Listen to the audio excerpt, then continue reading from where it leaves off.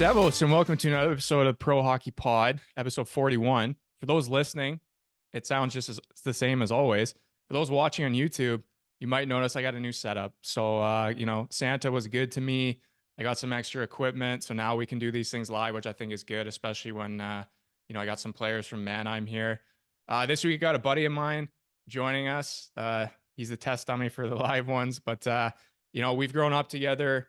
Trained together for Christ, I don't even know how many years, 15 years together. He was a year younger than me, but we obviously played a lot of hockey together, a lot of summer training together. And now we're together in Mannheim, a couple of Burlington boys here out in Germany, but happy to have on this week on the podcast, Jordan Szwarz. Thanks for having me, buddy. What a honor it is to be the first live guest of yours. Yeah, in my own home, might I add. I got to start charging your rent. I know you've been so gracious with your spare bedroom, which I refer to as my bedroom now. But yeah, man. So with these podcasts, we always just kind of take it back to the beginning at the start. So you were born in Burlington, Ontario. We were talking about off camera. It might have been Oakville, not sure. But what's your earliest memory of your childhood? Yeah, no, I was born in Oakville. Grew up in a neighborhood filled with a lot of young boys, and I think that's kind of where the game of hockey came to me. It was just kind of our thing. We did, we'd come home from school, go out, play road hockey, go in, eat dinner, go back out, play road hockey till it got dark out. And it was just kind of what we did. A lot of boys in the neighborhood, and it was fun. So when you talk about like a lot of boys in the neighborhood there, was there like a couple guys from your team that you ended up playing like minor hockey with that lived in the same street area? Yeah, well, I mean, I think Hutch was on here. He was one of the guys that was in the neighborhood too, and then we had Corey Conacher as well, and a couple other guys that ended up playing, whether it was junior or college elsewhere. So there's actually a lot of hockey players that ended up going and playing some places.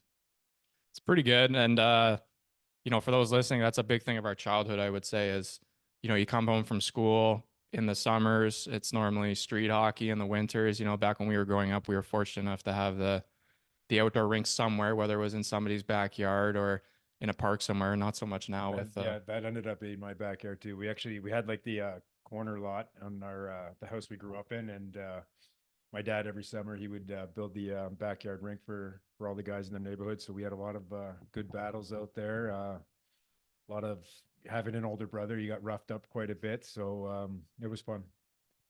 And we're going to talk about kind of your minor hockey path too. So obviously the Burlington Eagles was where we grew up playing. So your whole life, were you a AAA guy? Did you have to start maybe a little lower, work your way up, or was it always, same team for you growing up? No, it was always the same team. Started senior mites there, and just worked our way up slowly, and we pretty much had a very similar core group of guys all the way through. And some of those guys now are still my best friends to this day. So a lot of good memories in the Burlington Eagles Hockey Association for sure. And when you were growing up, did you do, for myself as a goalie, you're going to goalie schools, but were you going to, any like power skating stuff or hockey camps in the summer? Like what was it like as a kid for you? Not so much in the early stages. I think still back at that age, some of that stuff was kind of obsolete still. I mean, as I got older, then you kind of had the power skating stuff that became a trend. So there was a couple summers I did that. And all that, like all the skill stuff you see now, we never grew up with that, right? So it's something that, now in the summertime I do a lot of that, but it was just never there for us back in the day, really.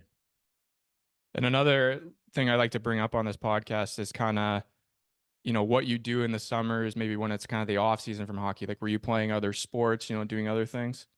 Yeah, a little bit. I was always a big golfer, still am to this day. So that's kind of my big summer thing. It got to a point where I did play hockey throughout the summer. There was a kind of an SCTA all-star team kind of that was put together. We were called the Niagara Outlaws, I believe. And we actually had a really good team, some really good players on that. So that was fun. But then I got to an age there where a lot of the guys were playing lacrosse in the summer times, and they were always trying to get me to play, but I was, very committed to this, summer hockey team. But we got our pizza order coming in here. Delivery guys bringing the dinner. That's it. Thanks, buddy. Awesome. No, so it got to the point where the guys were just kind of trying to recruit me to get on their play on their field lacrosse team.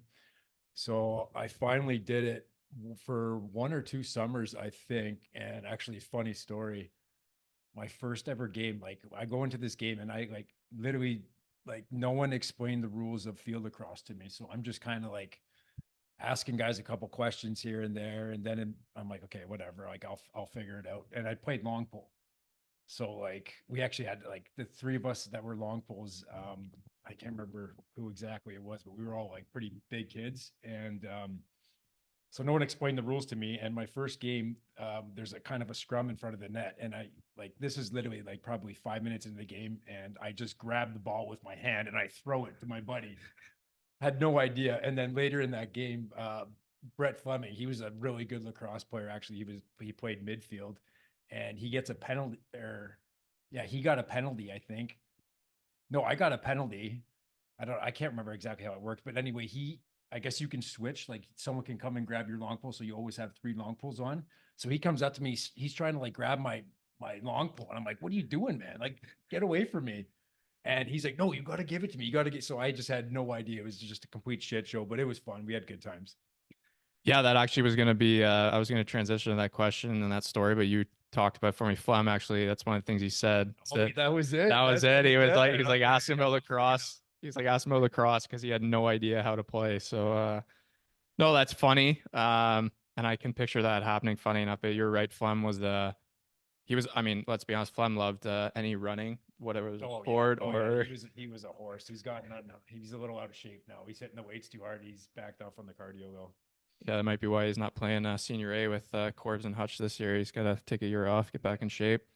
But back to you and your hockey days. I would say, getting to know you, like training with you, as I said, playing hockey with you, you were definitely known for, your work ethic, someone that could play all around on the ice there. And also like you had a bit of grit to your game. And, when we were growing up, that was kind of the style I would say that, people like Don Cherry would definitely educate to the world, being like, these are the types of hockey players he likes, and this is how you should play the game. Who kind of influenced you to kind of be that way? Like, is that something from Well, your what? Yeah. parents or? Yeah, I mean, watching a lot of Don Cherry on the way up to those tournaments, you get the TV in the car, the VHS going, so that was kind of nice. But no, I think, um, like I mentioned earlier, having an older brother, he was, quite hard on me as a kid, and in his fairness, I was a bit of a little shit. I would provoke him a lot. We're both very competitive guys, so anything we did around the house, any sport, whatever it was, we were always trying to beat each other. And no offense to him, but I was kind of the better athlete, so I would end up winning a lot, and then I'd get the back end of it, or get a whatever fist in the face from him. But another thing too, I think my dad had a lot to play in it. He never played hockey, but he's just always been such a hard worker, and he was never like very particular on giving me pointers about the game because he really didn't know that much about it, but he was just always kind of emphasizing the hard work part of it, and made it very clear to me at a young age that you have to, be a good defensive player as well. He always kind of talked about being a good 200-foot player, and that's kind of how I pride myself, I guess. No, and that's a great way to kind of be brought up on the sport, I think, and just the hard work and being that 200-foot player is definitely the way to be. And I think guys like yourself, they're we say the saying, kind of like Swiss Army knives, put you anywhere and you can be effective. So, no, that's testament to you, testament to, I guess your older brother for teaching you the hard way, and also your parents. But kind of back to your minor hockey path. Burlington, we were a year apart, as I said. Our team, we had a very good team, and I think you guys as well had a very strong team every year. For example, I noticed your draft year there, you guys end up going to the OHL Cup, and I just want to kind of ask you about that experience because that's the last tournament at the end, right? Like after the whatever it was, the IHFs or what? No, what was it called? OHFs. OMHAs. So OMHAs, and then it goes to OHL Cup your draft year, right? Yeah. Yeah. So and that Yeah, and we were kind of like caught by surprise with that because I remember we had that like SCTA qualifier. hmm They switched to that tournament style, so we actually Brampton Battalion had a really really good team growing up, and we ended up playing them in the final of that SCTA tournament, and we upset them to qualified for the OMHA, and then we laid a bit of an egg in that tournament, and we didn't do too well. So we kind of thought our season was over. And then I guess the OHL Cup, I don't know exactly what the qualification rules are, but we got a call like a week later. We all thought our season was done, and I guess we got some sort of exemption, and they invited us to the OHL Cup. So, and we all had like the for the OMHAs, we had like the blue mohawks and everything going. You know how stupid it was back in the day, and we all shaved them off. And then a week later, we got an invite to the OHL Cup, so that was pretty sweet.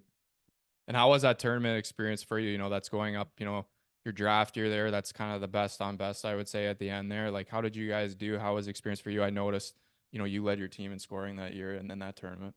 Yeah, it was actually, it's a bit of an eye opener. You know, you go there and you kind of feel the pressure. You know, you're at such a young age. You're 15 or 16 years old, whatever it was, and you look up in the stands, you see all the scouts with their clipboards. So it's a lot of pressure for a young guy to be dealing with that. But we had a pretty good showing. We had a tough division. I think we ended up going 2-2 in it, and we just failed to advance. But personally, yeah, no, I had a pretty good showing, and it paid off, you know, in the draft.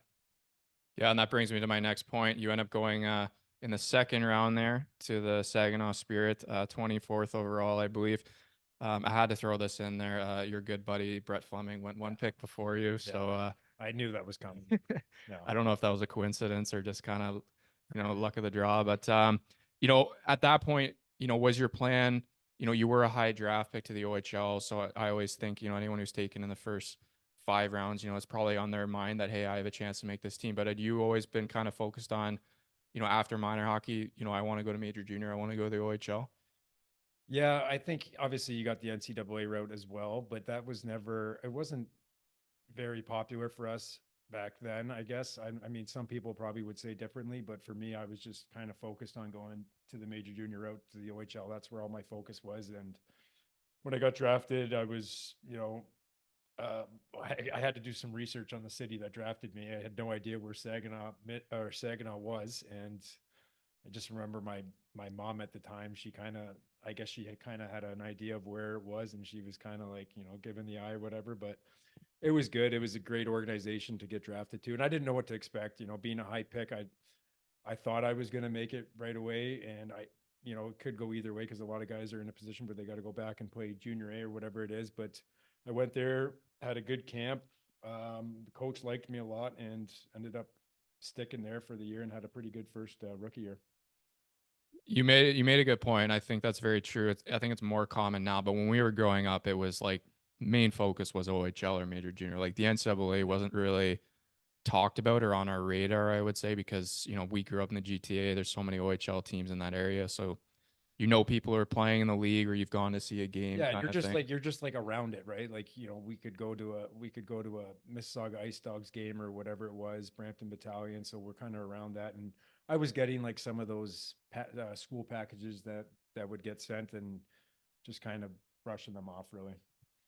No, it ended up being the right decision for you. But I wanted to ask you, you know, a big thing, as you said, you're going to Saginaw. You have no idea where this is at the time. You know, it's a big step to move away from home at Yeah. 16 years old. You know, and not just move away from home. You're going to another country because Saginaw is in the United States.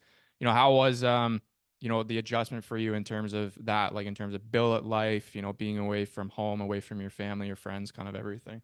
It's a huge adjustment. It really is. And you know, you go from playing against all guys your age to, you know, 16 to 20-year olds, and that itself is a huge difference. And then you got the, like you mentioned, the lifestyle part as well, where, you know, you're leaving home at such a young age, and it's hard on you, and it's hard on your parents too. Like that's tough. I'm going 4 hours away, and you know, luckily they were able to come down a lot of weekends and support me, which was nice. And then every game in the area, they would kind of clear their schedules and be there. But it's tough. I had good billets, really good billets. I was with them for 4 years, and they made life a lot easier for me. And all in all, it was a pretty good experience with Saginaw.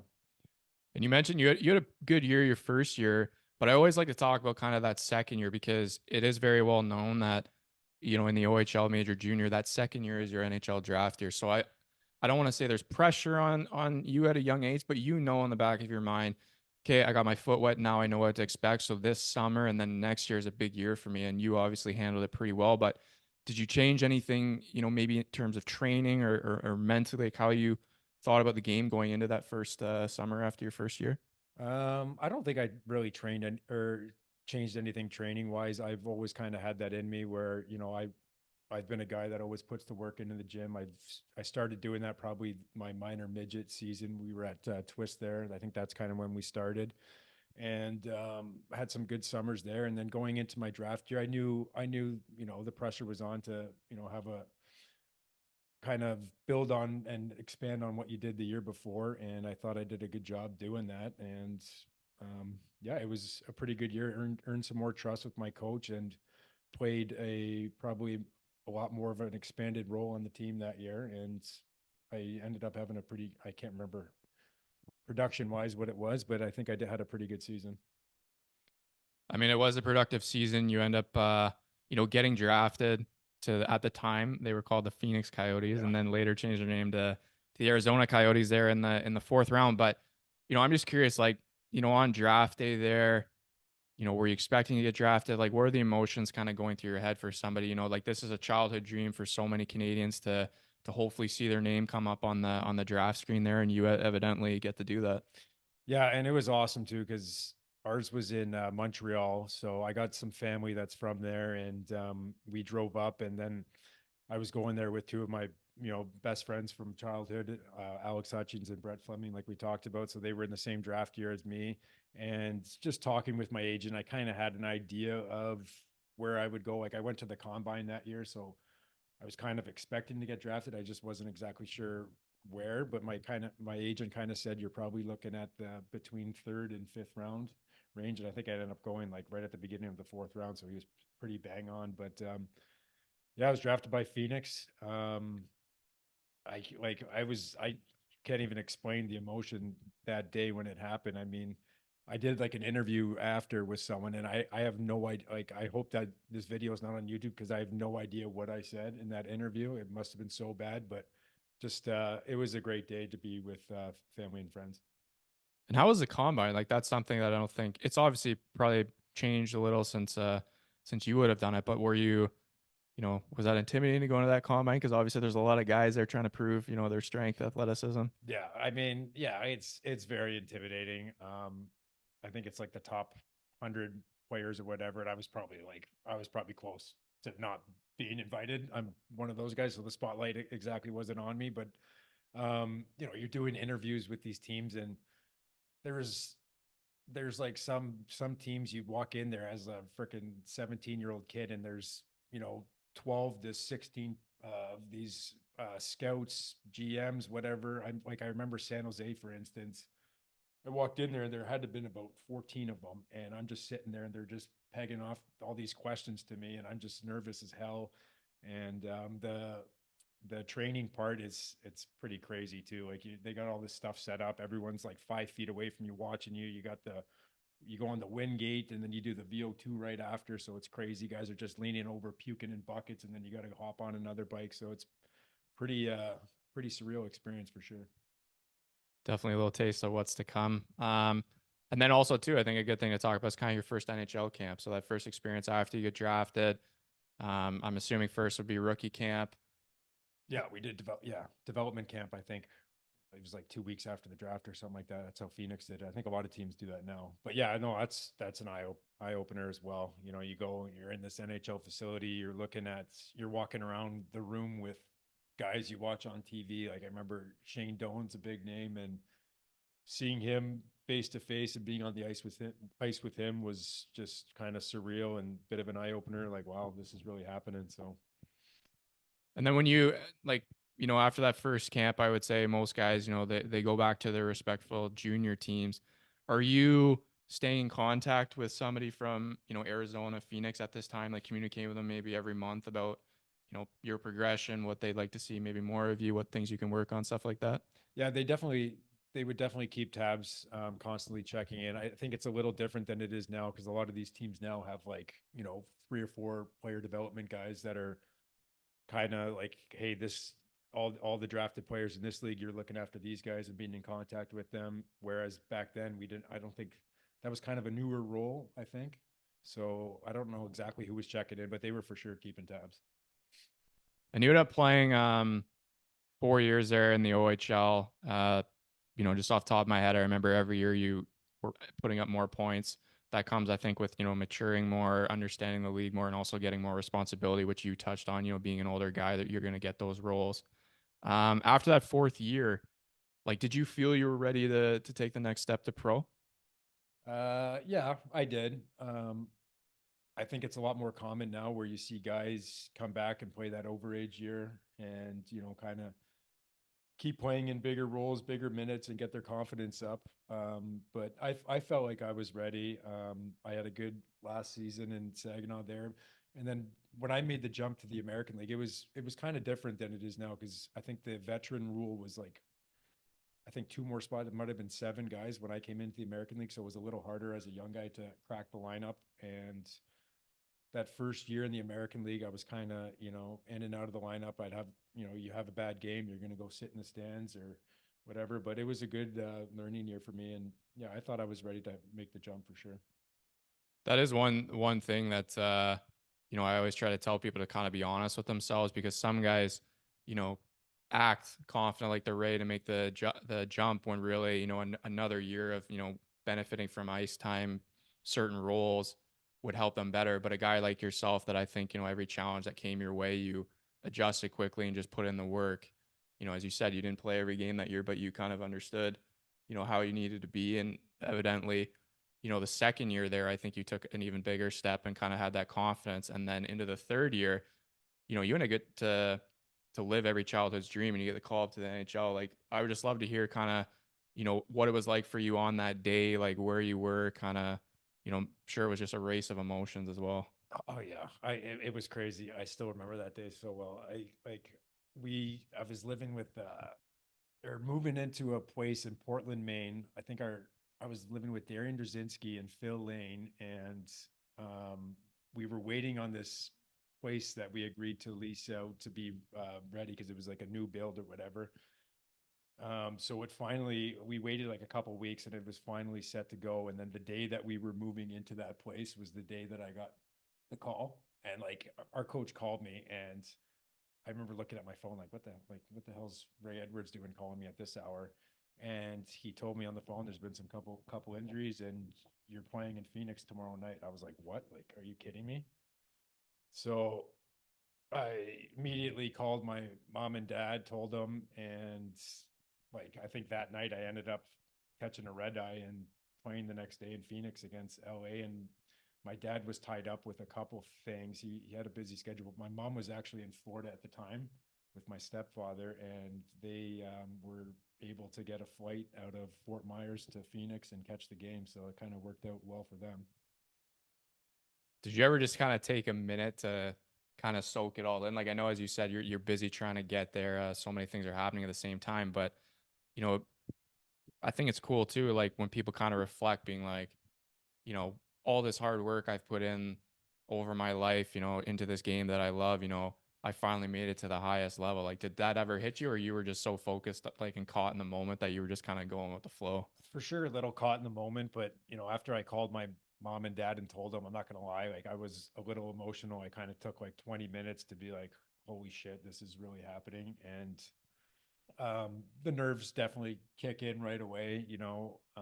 Like I got to go play a game in the National Hockey League the next day, and back then it was tough because like we they changed a lot of the American League affiliates now, so they're a lot closer. But our American League team was in Portland, Maine, so you're flying across the country, so you got to deal with a late flight, a time change, and then play the next day. So it was tough, but it was just a whirlwind of emotions, and I was happy that my mom and stepdad were able to make it. It kind of sucked, didn't work out for my dad, but it was quite the day. And you ended up playing 26 games that year for Phoenix there. You ended up scoring 3 goals, and I'm just curious, do you like your first goal? That's always got to be a good story. Absolute snipe. I don't remember it. Where was it? It was bad. It was actually like my third game when I got called up. I literally like I was just trying to get off the ice. Like we kind of got hemmed in the zone for a little bit. I was out there for like over a minute, so I got the puck on a breakout, and the D was like kind of backing off a little bit. So I just went to like just dump one in and dump it because I saw my line mates were changing. So I just tried to dump one on the goalie's pads and kind of whatever, let him play it out. And it hit like the defenseman that was gapped up on me stick, and it just like trickled in. So it was so ugly, but whatever, it happens. Do you still have the puck? Yeah, I do. They put it in a nice little frame thing for me. So my dad's got it right now, and then eventually I'll just have it downstairs in the man cave. And over that season, the rest of that season and next year, you end up being, one of those guys, those younger guys, I would say, that's kind of up and down. You get called up, one of the first guys to get called up, get some games, and then going back down.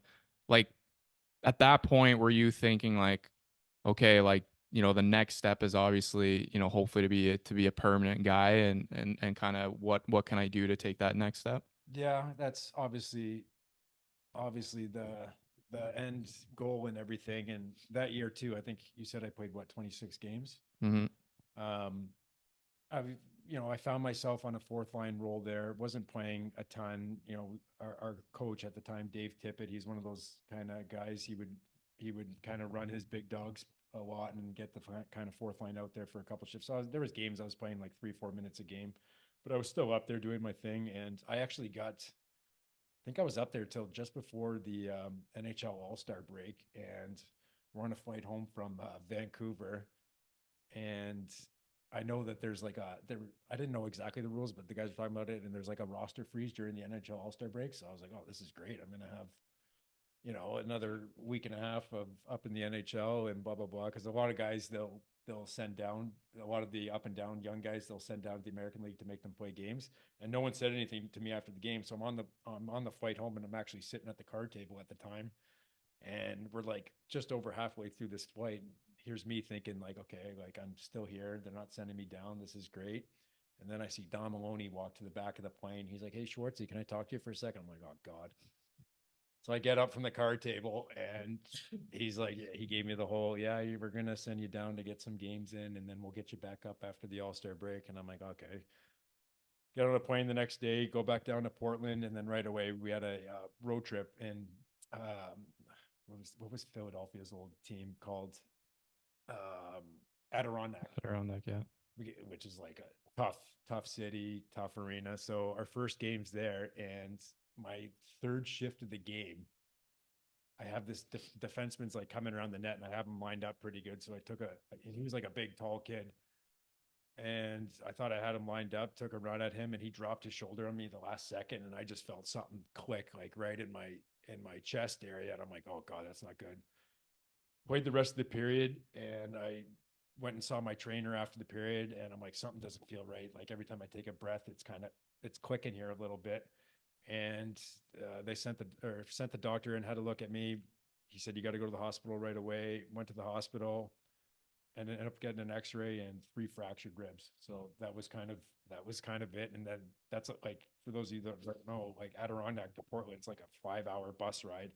And I'm on this bumpy bus ride with 3 fractured ribs, and it's freaking hurting.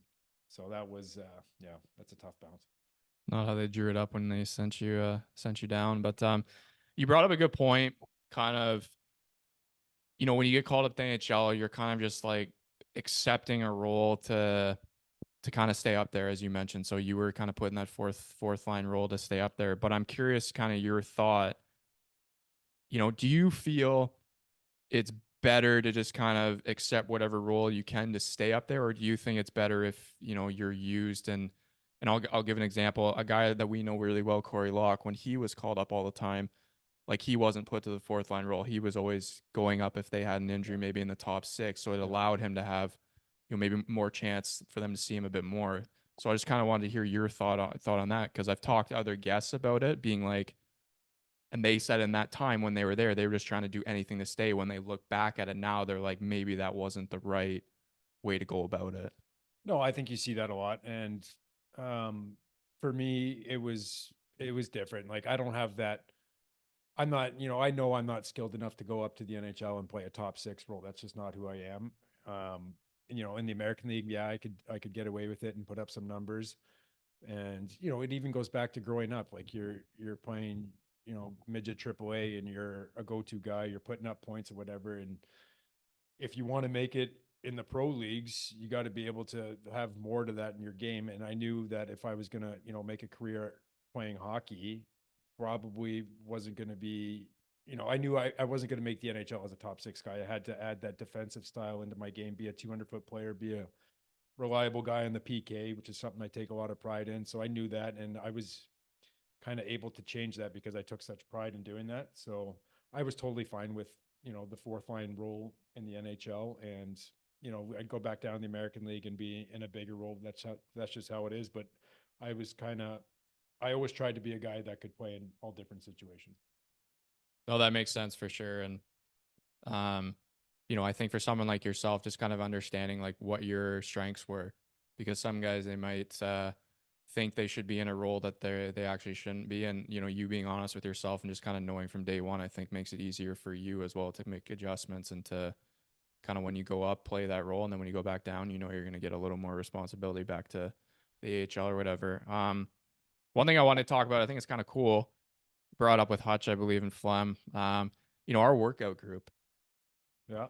pretty, over the years we were at, whether it was, LTS there, when Blaze did his own thing in Burlington, or sorry, in Barrie, and then Twist, like we had a pretty, frequent group, I would say. There was probably a core of us that stayed together every year. And I just thought, for us, that was something that was pretty special because we knew every year we'd be all together, and it was good because we had a lot of competition there. A lot of guys were hungry, and I think it pushed us all, not me, but the rest of. I was waiting. I was going to say you were kind of the dead weight. Yeah. Sorry, I was just the clown. The clown kept the smiles, but no, like guys like you, Flem, a couple other guys that came in. I know Jeff Mallet there at the end. I would bring up, there was a lot of competition, whether it was sewer ball or whether it was, in the 300 shuttle. But just talk about that, like how that kind of, motivated you every summer to kind of, improve, get stronger, whatever it is.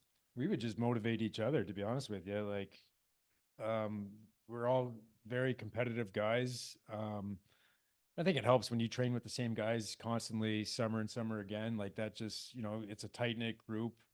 I think we held each other accountable, which is really nice. And like you said, just the competition. You have a Friday workout. At the end of it, we're doing a 300-yard shuttle, and you want to beat the guy next to you. And unfortunately, at the time, Flem was always kicking our asses, but no, it was such a good group. And our trainer there, Dave Blaze, he did such an amazing job with us. He was so passionate about what he did. There was times where we were kind of fucking around, and Blaze would kind of hold us accountable and whip us back into shape. But no, it was a fun group, and I was still working out with those guys just a couple of years ago too. So we had a good long run, but kind of almost the last man standing here, I think. Well, when we started, I remember, we had guys like Corey Locke, Chad Wiseman, who were kind of longtime veterans. The old guys complaining about the leg workouts. Now I'm that guy, unfortunately. I was gonna say it's come full circle now, but no, the best thing about Blaze was like he would like jump in with us and like compete just as hard. Like whether it was like, that's why you have respect for that guy, because we would maybe not like a certain exercise, but he would join in and do it with That's you. the thing. Like as a player, like when you see your trainer jumping in the workouts and doing it with you, like you respect that. And the same thing is like on the ice. Like if you're injured and you're begging to get back in the lineup and you see your coach out there begging with you, like you can't complain about it if the coach is out there doing it with you. Like you gotta just kind of tip your cap and respect that. Gotcha really jumps in with all Yeah, this. I was gonna say Marcel Gauthier. He's he's probably in the best shape on this team. It's crazy. That guy's a horse. Yeah, makes sense. 0% body fat like yourself. And then after those couple of years there in the Arizona system, you end up making a switch there. You end up going to Springfield there. Not to say I've been there, but I've heard that's kind of a tough area. But what was the reason for kind of that switch? Was it? Well, Arizona was. Oh, they switched, right? They switched Right. their affiliate to Springfield Idiot. for 1 year, actually. Yeah. Sorry, get my facts right. straight. I'm gonna fire my research team on that one. But anyways, going to Springfield, a little different from Portland, Maine, I'm sure. But how was that experience for you? Because I've heard, you can confirm or deny that it's a Probably tough. going to confirm it. tough area, I've heard. Not the friendliest, but you end up having another good year there. At this time in your career, you're kind of in your third, fourth year there. Are you starting to feel, really comfortable, I would say, in the American Hockey League? Yeah, for sure, a lot more comfortable in the American Hockey League, but unfortunately, in your third, fourth year, like that's kind of the time for a prospect like myself, where like if I'm going to be an NHL player, that's kind of you know I got to I got to make an impact and be up at those years, and unfortunately, they had other plans, and I was down in Springfield that year, and yeah, I mean, it was kind of a miserable year. Our team was bad. I think we were dead last in the American League, out of playoffs by Christmas, and yeah, I mean, there's they got a lot of history in that city with hockey, and it was just one of those cities where like guys kind of lived like all over the place, so it wasn't easy to get together. So you'd only see the guys at the rink, and we had such a good group of guys, but like it was just so hard to hang out Hmm. away from the arena, and that's tough because I think in order to be a good team, like you gotta put in that time together off the ice, and it was just hard to do that year. And then your next year, I do have this fact, right? You end up leaving the Arizona system. Well, they gassed me, but yeah. Well, we'll just leave it at that. You decided to make a change. They didn't move their team to Providence, their AHL team. So you end up going to Providence there with the Boston Bruins organization, which anyone who knows hockey can comment. That's probably one of the better organizations to be affiliated with. They've done a lot of good things over the past couple of years, and just the standards. I think that Boston Bruins team with all their leaders, whether it was Chara, Bergeron, Marchand, Krejci, guys like that they just kind of set. You could see it kind of trickle down to the AHL as well. And you end up having a really good year that season, 54 points in Providence there. Was this year you played with Simpson, by the way? Yeah, my first year in Providence. Yeah, we both. So yeah, just to back up a little bit. So Arizona made some changes that year. That was the year they fired Don Maloney and they brought in John Chaika. So a lot of the existing draft picks didn't get qualified, and I kind of found myself in that. So I was looking for a job that summer, and honestly, I was kind of struggling a little bit. I was going back and forth with my agent. Not much was coming up, and then I can't remember exactly who it was. It might have been Trent Whitfield in Providence. Reached out and offered to go there on a what do you call it? A PTO. And at the same time, I was actually starting to talk to some teams overseas to just gauge the interest over here. And actually, Mannheim is a team that reached out at that time and wanted me to come over, but I just didn't know if I was able or ready to make that jump yet. I still thought I had a lot to show in North America, but ended up taking the PTO in Providence and kind of just ran with it. The first 10 games there, myself and Wayne Simpson, like you said, he was on a PTO as well. We were on a line together with Danton Heinen, three of us, and we just clicked right away. Chemistry was good, and we had a really good start. And I think 10 games in, they offered both me and Simmer a AHL contract to stay the rest of the year. That's awesome. And you and Simmer end up getting a place together. So you can now Yeah. tell your side of this story. When he was on, he was very confident in saying that when you guys would play N64 there in your place, he would take the title No home. chance. That there's no chance. That's true. I don't know. He said Mario Golf was his game. No, that's not true at all. But I'll let him have his win there. But no, it's good to see both of you, have some success that year. And I'm just curious, when you're playing in an AHL system like Providence, as I mentioned with Boston, like, are they implementing the kind of same, wants, I would say, as the top team is, or same? Yeah. I don't know, rules isn't the right word, but what they expect from their players.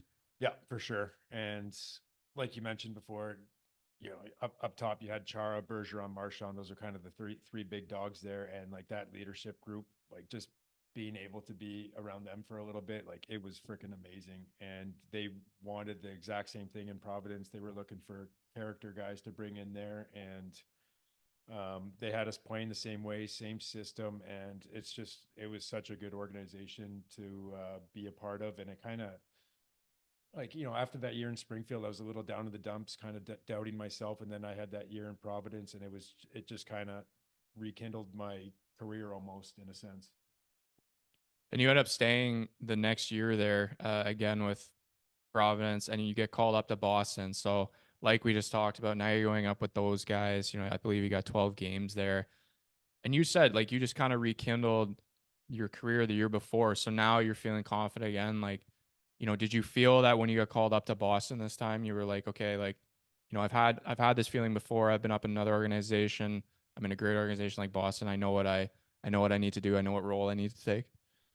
Yeah, yeah. I mean, I think it was like almost 2 years in between when I got called up to Boston to when I played my last NHL game with Phoenix. So it was pretty surreal to get the call again, and to notice or to realize all this hard work you put in 2 years, you're finally getting called up to NHL action again. So like I said earlier, a lot of nerves going into that, but that group of guys up there in Boston was awesome, and just being around them, I'm just so grateful I got to experience that. And you could just see it, like the way that they practice, like those top three guys, that top line, Bergeron, Pasternak, and Marchand, like the way they practice is absolutely insane. Like they're just so good, and it's such a tight knit group. Like it's like a family off the ice, but then you get to the rink, you go on the ice for practice, and it's straight business. And I really respected that. It was like I said, it was just awesome to be a part of. You can see why they've had so much success over the past 10 years, I would say. And, you know, were you kind of sharing your experiences too? Like we mentioned, whether it was like guys from home when you're having the younger guys in our workout groups, or maybe when you're going back down to Providence, were you kind of, you know, sharing that with your younger teammates and kind of, you know, help them get to the next level as well, knowing, hey, but boys, I've been up here, I've been with, you know, Bergeron, Char, all them. This is what they expect. These are their standards every day, and this is what we need to do every day as well. Not so much like sharing it. That's just like the way that they acted is the way that, like, that's kind of how I pride myself, and I kind of want to carry myself that way. And I feel like I've the majority of my career I've kind of done that. I've been a leader on a lot of teams, and that's kind of always the way that I've been. And then just seeing those guys, like, you pick up so much stuff from them and how they carry themselves, and that's kind of what I wanted to do. And kind of as I got older in the American League, like, kind of pave the way and be a good example for these young guys to look up to. We're gonna skip a little ahead here because I have a question that you kind of just brought up. But you end up going to Ottawa's system, I believe 2 years later. You played one more year in Providence after that year of being called up, and you go to Ottawa system again. You get some games in with Ottawa, but mostly down in the AHL. And I was just curious. So a guy like yourself, where you've proven for the past maybe 3-4 years that, you know, I can put up 40, 50 points in the AHL, and you can't, for whatever reason, you know, whether it's, you know, just roster space, stuff like that, other contracts, like there's a lot of things that go into these. Like, was it ever frustrating for you at times because you, like, you know, not to say you weren't good enough to be an NHL player, but you're constantly doing everything they ask for at the level below, and you know, maybe it wasn't, you know, we're getting a chance up top, or you just weren't getting enough games to prove yourself. Like, was that ever like frustrating or like mentally tough for you? Yeah, I was going to say it's mentally tough. You're playing so well in the American League, producing, getting the call. Like, I got, like, called up for 3 games in Ottawa and got sent down on a road trip. And going into that season, I kind of told myself, like, okay, I'm going to, because I was, I think, 28 or 27 at the time. I was like, this is kind of going to be my last kick at the can here. If I can't get a full-time job with Ottawa, then I'm going to start exploring some jobs overseas. And yeah, I got called up early and just wasn't able to stick. And it's frustrating. It really is. And I think it started to change too a little bit, where younger guys were just getting called up because of their draft status, almost, where they were just, I don't want to say they weren't earning it, but a guy like myself, like, I've put in the work, I'm producing, and then you see a younger guy get called up because he's a high draft pick or whatever. It's a little deflating, but good on those guys. I was always rooting for them. But yeah, that year in Ottawa just didn't work out, and that ended up being my last year in North America. Before we get to, you know, you heading overseas, another thing I wanted to kind of ask you about, like for those maybe young listeners out there who just see everything through the TV, but you know, you know the difference between, you know, the NHL lifestyle and the AHL lifestyle. But what are like a couple things that might stand out to you where, you know, the NHL, the way they do everything it's awesome and really motivates you to want to be there? Well, you're traveling on a private plane as opposed to the Steel Pony. Big difference right there. No, but I mean, it's hard to be a full-time NHLer.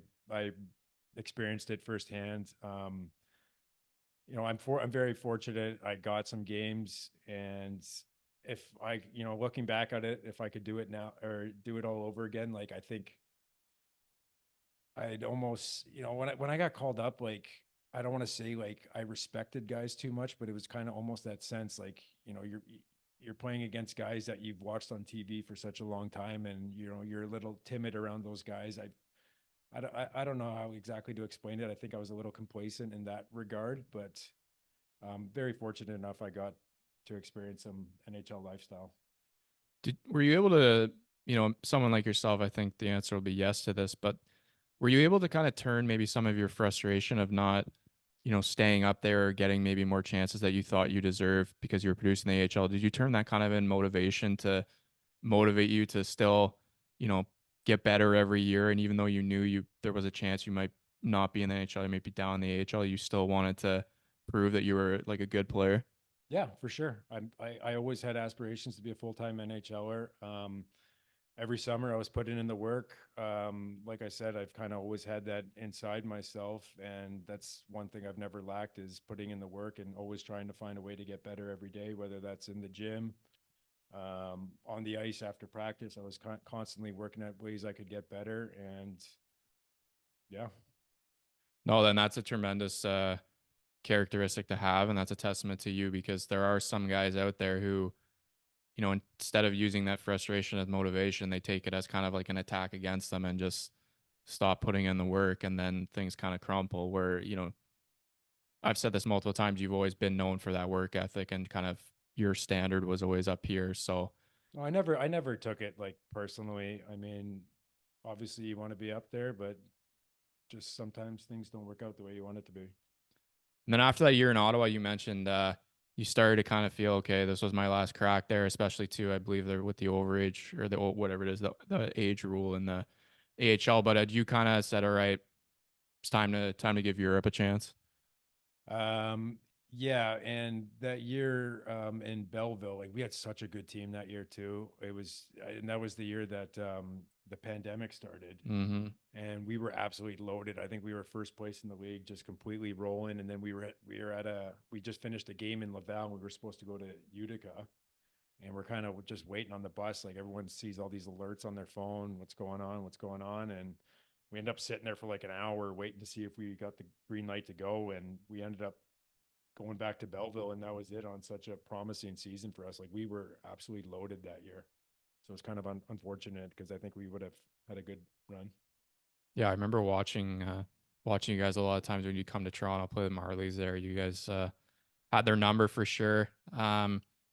And obviously during COVID there, the one league that didn't shut down was Russia because Yeah. they didn't believe in all that. But how was that experience for you? Obviously, heading to Europe for the first time is a challenge in itself. Heading to Russia is probably adds another element to it. But how was the lifestyle there? How was the city, the team you were with, and just kind of the adjustments that you kind of had to make quickly? Yeah, so that summer, I was kind of going back and forth with my agent, trying to figure out what's going on. Kept asking him like, "Hey, is the American League gonna play next year?" And he was kind of getting the inside intel that it looked like they were going to be delayed for sure. Didn't know exactly how long. And then he asked, like, "Do you want me to get in contact with my contacts overseas and see what's out there?" And I said, "Yeah, I mean, like, I got to play." So he put me in touch with a Russian agent and offered me they off or he came to me with an offer. I think it was in like early June, late May kind of area, and for this team Torpedo that wanted me to go play there, and just kind of talked it over with my girlfriend at the time, and going back and forth with the team. Got good vibes from them. Said that I'd end up going mid-August at some point or early August, I think it was, and my girlfriend she'd be able to come too, which didn't end up being the case, which was unfortunate. But yeah, so I made the jump, and like you said, it's a huge change, man. Like just going overseas for the first time is mentally tough. You don't know what to expect.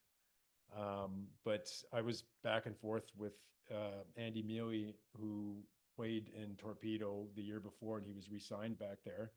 So I was going back and forth with him, asking him questions about the city, the organization, and stuff like that. So it just made things much easier having a guy that you know that's been there and kind of get all the answers from him. And how was the style of hockey? I've personally never been able to go there to see one, but if you were comparing it to, you know, like North American hockey, I would say whether it's the AHL or NHL, like how does the styles differ? It's a good league, man. It really is. Like there's some really good players over there, and um, these Russian guys, like they're horses, man. They work. Like you tell them to do something, they're gonna do it. You put them on the line after practice and bag skate, they're gonna bag skate and not bitch about it. Like that's I'll give them credit for that. And the league itself, it's um, like going over there, I thought like I'd maybe have to like change my game up a little bit. Like, do they dump the puck in, dump and chase like we do here in North America? And I thought I would have to change my game up when I went there, and that wasn't the case. I think I tried my first few games there. I tried to play more of a skilled game because I just thought that's kind of what the league was like, but that's not the case. Like they play a very similar style, very structured, and yeah, I got nothing but good things to say about that league itself. I think that year too, if I remember correctly, wasn't that where you and Haley had to like meet each other in like England or something like that? Yeah, Was how you? yeah. So we had our November break, and we had 5 imports that are on our team, which was great. All North American guys, and none of our girlfriends or wives got visas and were allowed to go like they all promised, or like they promised us all. So our November break, we had like a week and a half. Our coach was actually great. He was a um, Russian Canadian. He lives in Toronto actually. So he gave the imports a couple extra days, and we all met up with them in London for a week and a half. So that was nice. Well, that was the only week and a half I saw my girlfriend all year. Must have been tough doing distance for that long, but obviously it might have been a little, I wouldn't say easier, but understandable knowing the pandemic was going on. So it's not like it Yeah, was. and that's the thing too. You're playing in uh, a league where you're playing every game, and you look overseas in North America, and they haven't even started yet, right? And I think by the time the American League and the NHL started, maybe the NHL started a little earlier, but the American League didn't start till like I want to say early January maybe, and those guys were getting like prorated contracts, and I'm overseas, away from my girlfriend, which sucked, but I'm getting a full salary, and I'm really grateful. It was a tough decision, but very, financially, it was probably the best decision I could have made. Yeah, talking to a couple of guys who've played in those leagues, there's a couple hidden bonuses that might just show up in your stall.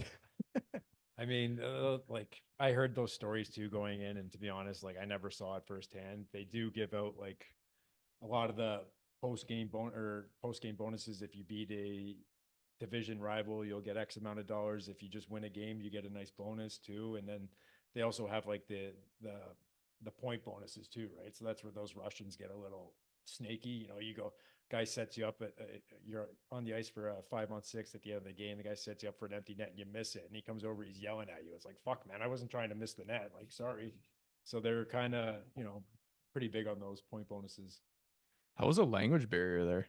It was tough, but yeah, I mean, I lived like the whole year on the thank God for the iPhones now, or the new technology with the Google Translate, because I lived the whole year on that thing. And I actually shared a driver with Andy Mealy that year, and he was awesome. He spoke perfect English, and he helped us out so much that made things much easier.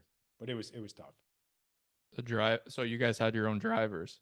Yeah, so that's like kind of the thing there, because I trust me when I say this, like I have no issues driving in a foreign country like Germany, whatever, but Russia, it's like Mario Kart out there. Like there's no rules on the road. Like I would not feel comfortable driving at all. So that's like some of the things, or one of the things that a lot of the import guys do. They just you get a driver, and it's not very expensive like you think it would be, but he also acted as like interpreter. Like he helped us set up our bank accounts. Like anything you need, this guy helped. So it was I'm glad I did it. Yeah, it sounds like a smart decision. Then after that season, you ended up coming to Mannheim here. I'm just curious, like, kind of how that came about. Because obviously, as you said, you were making a good living, I'd say, in Russia, and obviously it was tough with some things. But what was the decision to kind of come to Germany? Well, I got home that season, and Other than being wined and dined by Bill Stewart, which was always the story. No, that's not true at all. I know. Remember I told you that though? Oh no, that's not true at all. Todd Lushko was a big part to Yeah, Todd. why I came here. He was on my ass for years to try and get me here. That's when Todd came into play. I kind of got in contact with him through my agent and see if there's any availability in Mannheim. And sure as shit, we got something done pretty quickly actually. And yeah, been here since. Was Cal born over here or was he born in Canada? No, he ended up he was born in Canada because we weren't married at the time, or we weren't married, so just legally and financially, it just made more sense to give or have it back home. Yeah, I mean, to be honest, like both countries I think are like Germany's pretty renowned for their birthing Yeah. situation. I don't know, everyone I know who's had kids over here said it was great. They're treated awesome. But no, I was just curious about that. But you've been in Mannheim now. This is it's your third season, I believe, yeah? Third, yeah, Third, yeah. yeah. And one thing I wanted to ask you, you obviously wear a letter this year, and many times in your career you've worn a letter, whether it was an A or the C. You talked about it before, just kind of, you have standards for yourself, how you carry yourself, your work ethic, how you are as a person. But, what are some characteristics you try to maybe show as a leader, someone who wears a letter? Yeah, like all that stuff you said, and then just to add on to that is just have fun when you're at the rink, like be in a good mood, shoot the shit with the guys. Like I'm all about that. I like most days I look forward to being at the rink. I love it. Just going in there, having a coffee, hanging out with the guys, chirping each other, whatever. Like I love that. And I'm a firm believer that, a close knit team, that gets together, whatever off the ice, gets along together at the rink is going to be a successful team. And we got a great group of guys here. Obviously, like you said, I wear a letter here, but we got so many older veteran players that are, very well experienced. A guy that comes to mind like Corby Holzer, like guy's got, I don't know, hundreds of NHL games and just a bunch of guys like that. So it's been a blessing being here. Very fortunate to be a part of such a good organization. You also are very fond of the card game on road trips. You guys got your Yeah. crew there. I must say, Yeah. I don't know how you guys play cards so long. Yeah, there's not much sleeping on that bus, that's for sure, for the card crew. I mean, if you're gonna sit at the table, you're not going to sleep. And we reeled you in for a game in on the train home from Berlin. That was fun, but after the first hour, I was kind of like, okay, I'm kind of wanted to lose purposely just to get out because it goes like so long, and like some trips I see you guys like it's like 5 hours Yeah, but it straight, and passes the time so much that is quicker. true. It Like, does. you got a 5 or 4 hour bus ride and you play cards the whole time with your buddies. Like it just makes the trips go by so much quicker. But I don't know if you're going to get an invite to the card table again. I know my Always train your card etiquette. It's yeah, pretty yeah. bad. I warned you guys before. I'm not my card etiquette's not there. Just slicing guys when they're on the bubble. Yeah, I take pleasure in that. Yeah. Yeah, who's top of the table right now on that? You guys have had a long season worth.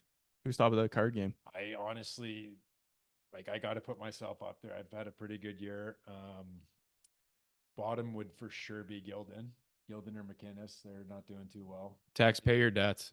It constantly seems like every time we get on the bus, you're just checking your phone and you always got McInnes or Gildan in there as an IOU. Macker hasn't been there much this year, but yeah, I guess Gildan's taking that one. Yeah. I was just gonna bring another game thing. I forget. Another passion you have, which I think is cool. Um, you love fishing. It Yeah. seems like every time, when you guys have your boys' weekends or whatever, like there's always a picture of you, you want to go out there, get some fishing in. So I do. I love it. It's just, it's unfortunate that, I didn't, my family didn't grow up with a cottage. So it's, you're always, every time I got the invite up to someone else's cottage, like I'm always bringing the rod, always trying to get a couple casts in. But, oh, it's something I love to do. I could be on the water for hours, just listening to some tunes, throwing some cat or some lines in the water. But, and it's tough too in Burlington, right? Like you kind of need a boat to get out on the water because of Lake Ontario there, but there's not a lot of good onshore fishing in our area, so you kind of got to wait till you get invited up to a cottage. I'm not sure what you would catch in Lake Ontario there by the Hamilton Steel Plant. You might get some mutated Yeah, mutated might not fish be in there. some carp. But speaking of that, kind of your boys' weekends there, I was wanting to bring that up. How cool is it that every year, every summer, I would say, whether it's one time or a couple times, you guys have your annual weekend where you try to get up to, I believe it's Gibby's Cottage, and you guys kind of have a time. There's a big group of you guys, isn't there? Yeah, well, we kind of they end up selling that cottage, so we've transitioned that to our boys' golf weekend now. So we're this summer coming up will be, I think, our seventh year doing it, and it's on the calendar. The wives can't say anything, so it's kind of our tradition now. But we usually go up, spend three nights in Muskoka, play 3 rounds of golf, and divide into two teams, kind of Ryder Cup style, and it's a time. It is pretty common every year that a couple guys are sick some of the mornings and don't make it to the round. They're feeling under the No, weather. everyone's getting up. If you don't make it to a round, you're not invited back next year. But it's funny because me and my best friend, like, we've been planning this thing. We kind of taken the reins on it for the last 7 years now, and like we put so much hard work, research into this thing, and then um, my girlfriend and I getting married this summer coming up, and she's all on my case all the time, asking me questions about the wedding, blah blah blah. And she's like, "You put more effort into planning your golf week, and you can't even plan or answer any questions about our wedding." So I've taken a lot of heat from that.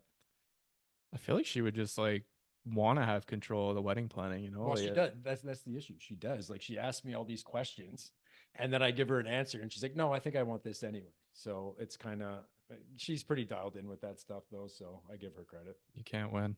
No, there's no winning. Um, the other thing that you're like, and not just you, but like a couple other guys like Juice, people like that, like you guys love your golf. Yeah, Um, yeah, you know, me myself, I suck, so it's very frustrating for me, and I feel like I'm just, would be easier lighting money on fire. But talk about your passion for golf there. Obviously, as hockey players, it's a very I don't know, fun, calming thing to do. Get out in the nice weather, play a nice 18. But where did that kind of passion start from? yeah. So when I was younger, like I think I mentioned earlier in the podcast, I grew up playing golf in the summers. That was kind of my thing. I took lessons. Always loved it since I was probably 7 8 years old, and absolutely love it now. Try and play as much as I can in the summertime. Obviously, a little harder now having a child in the mix, but I still probably try and get out 2 or 3 times a week. And what It's a little tough, having a kid and all. I only get out 2 to 3 times a week I now. I try, I try. Haley, she's great with that stuff. She understands my passion for it, but no, I kind of, I'll go in the summertime, get my workout in early, and get my tea time in the afternoon. But I love it, and like you said, it's just, you're outdoors. Like, there's no better thing to do than just spend a couple hours outdoors hitting a ball around. It's a passion of mine. I love it. And you mentioned kind of having a son now. How's the transition been to dad life, and more importantly, I would say how are Haley and Cal liking life in Germany, because obviously every year they're back and forth as well, coming with you on this journey. Yeah, it's been a big transition. She's been awesome. She's been wanting to be a mother for such a long time now, and she's done such a great job with it. And I give her so much credit.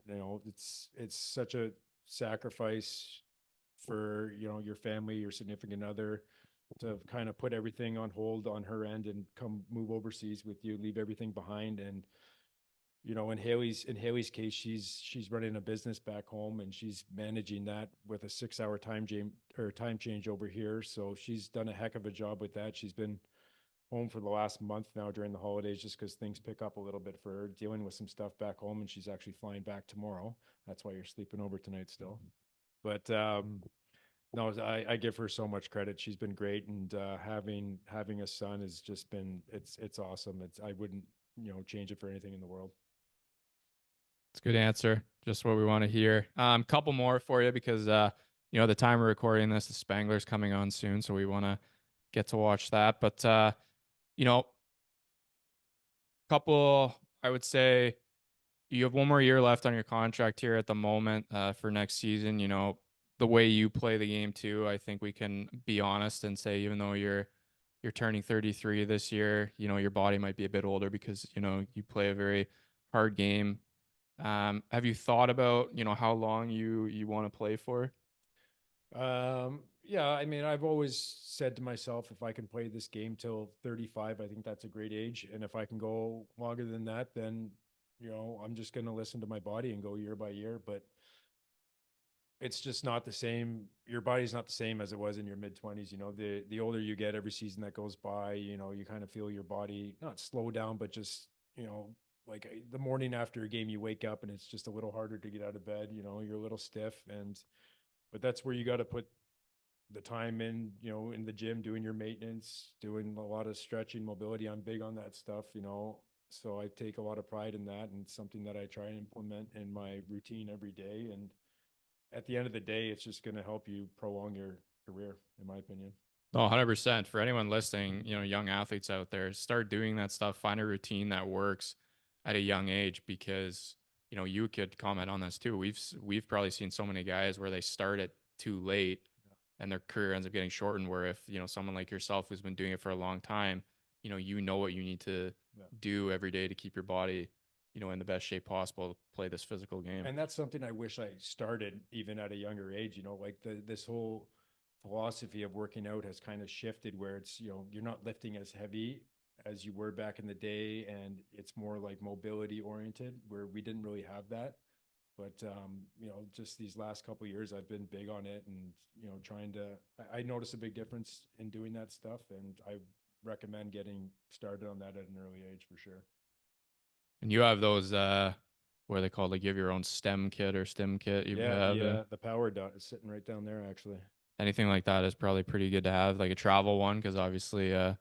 on the road and stuff. But have you thought about, and we've talked about this off camera before, but have you thought about what the next step would be for you? Whenever hockey does come to an end. I think I'm starting to think about it a little more. Obviously, I'm not getting any younger, and that day's slowly coming upon me. And I think everything that's everything that hockey has given me, I would love to give back to it in some way. I think, I've always been a guy that's, very focused on all the details in the game, understand the game of hockey well, and have built strong relationships with players, coaches, whatever. And, maybe it's myself coaching down the road. Maybe it's a management role somewhere, scouting. I don't know. I would love to just kind of be affiliated in hockey in some way. Yeah, giving back I think is really important, especially someone like yourself that's put a lot of years into the sport, probably learned a lot of things, and as we talked about before, you were on the grind and took every day like it was your last. But two more for you. These are kind of two questions I like to ask at the end. Good way to end the podcast, I think. One kind of for yourself here. When you look back at your career, obviously it's not done yet, but looking back on everything you've been through, did you think you would have the career you've had? Well, I don't know. I think at a certain age, you realize that you're kind of like one step above everyone else, and that for me, when I was playing youth hockey in Burlington, there, I was kind of always, one step above everyone. But I didn't, at that age, you don't know, and then you get closer and closer to your draft year, and you notice like, hey, this could be something, and then you go to the OHL, you do well and get drafted, and I mean, at such a young age, probably I wouldn't have guessed that I'd be making a career playing hockey. But now that I've done it, I'm not surprised. I've put the work in, like I've talked about, and yeah, I just love this game so much. It's such a passion of mine, and I just appreciate the fact so much that I get to get paid for something I love to do, and that's something I'll never take for granted. I just appreciate that so much. And that's the right way to look at it. Because a lot of people do end up taking it for granted, and then you know, one bad year, and then you might not be in the same situation you were the year before. So, Yeah. last one here for you. So, what is one piece of advice or multiple pieces of advice you would give your younger self? So, if you're speaking to Jordan Schwartz at 16, 17 years old, or maybe even a younger player now at that age, what are one or multiple pieces of advice you would give them? Um, just like cherish all these moments. You you make in the hockey world. I mean, I think I mentioned earlier, like a lot of the guys, the core guys I grew up playing youth hockey with are, my best friends now to this day. Like, don't take for granted those relationships you make. This game has brought me all around the world in many different countries. So just kind of cherish all those moments. That's a good one. Perfect way to end this podcast. Jordan, appreciate you taking the time, Swizz. Even though I am sleeping over tonight, appreciate you taking some of your free time to record this episode. It was cool to kind of go down memory lane. I don't know how you felt, but it's nice to always reflect on our career and kind of remember the things that we accomplished along the way, things we kind of grinded through along the way, what we learned. But appreciate you taking the time, man. And yeah, I mean, we got a couple games here in the next couple days. I was really hoping you would bring up that that workout. We were at LTS that one summer, and Paul brought the prowler out. I was really hoping you'd brought that out. That just came to my head now, but you, like everyone else, is just breezing through this thing, and Harry just was struggling. He couldn't move this thing an inch. He kept taking a plate off. He still couldn't move it, and then he starts blaming his shoes, getting all frustrated. Me and the prowler, well, Flem. Okay, let's be honest. Flem has always said he has a top 5 list of exercises he hates. I think one of them was inchworms. So the prowler was in my top 5. Yeah. We, for some reason, I couldn't figure out the dynamic there, and definitely looked silly. Tough to watch. Well, glad we can end on that now. A little fun against me, but no, again, man, thanks. I appreciate you doing it. All right, buddy. Thanks for having me. And for those listening, now that you can see these live, go watch it on YouTube. Give us a follow on YouTube and also on Instagram. Go give Szwarz a follow. Until next week, cheers and ciao.